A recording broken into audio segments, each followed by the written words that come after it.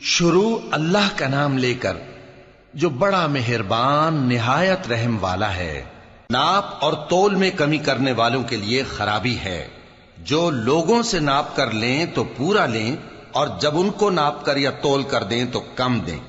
کیا یہ لوگ یہ نہیں خیال کرتے کہ اٹھائے بھی جائیں گے؟ یعنی ایک بڑے سخت دن میں، جس دن تمام لوگ رب العالمین کے سامنے کھڑے ہوں گے۔ سن رکھو کہ بدکاروں کے اعمال نامے سجین میں ہوں گے، اور تم کیا جانتے ہو کہ سجین کیا چیز ہے؟ ایک دفتر ہے لکھا ہوا، اس دن جھٹلانے والوں کے لیے خرابی ہے، یعنی جو انصاف کے دن کو جھٹلاتی ہیں، اور اس کو جھٹلاتا وہی ہے جو حد سے نکل جانے والا گناہگار ہے۔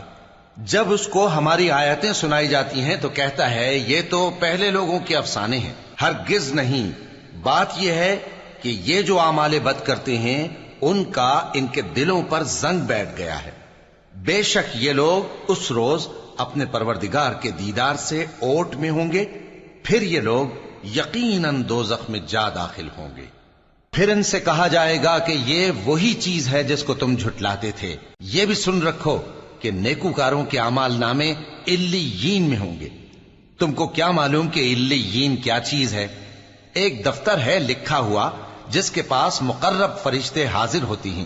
بے شک نیک لوگ نعمتوں میں ہوں گے، تختوں پر بیٹھے ہوئے نظارے کریں گے، تم ان کے چہروں ہی سے نعمت کی تازگی معلوم کر لو گے۔ ان کو شراب خالص سر بمہر پلائی جائے گی جس کی مہر مشک کی ہوگی۔ تو نعمتوں کے لیے ریس کرنے والوں کو چاہیے کہ اسی کی ریس کریں، اور اس میں آب تسنیم کی آمیزش ہوگی۔ وہ ایک چشمہ ہے جس میں سے اللہ کے مقرب پیئیں گے۔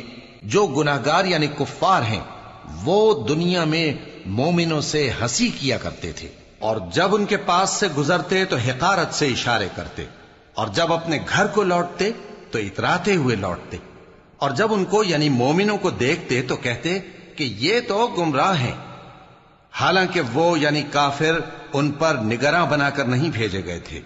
تو آج مومن کافروں سے ہنسی کریں گے کہ مسندوں پر بیٹھے ہوئے ان کا حال دیکھ رہے ہوں گے۔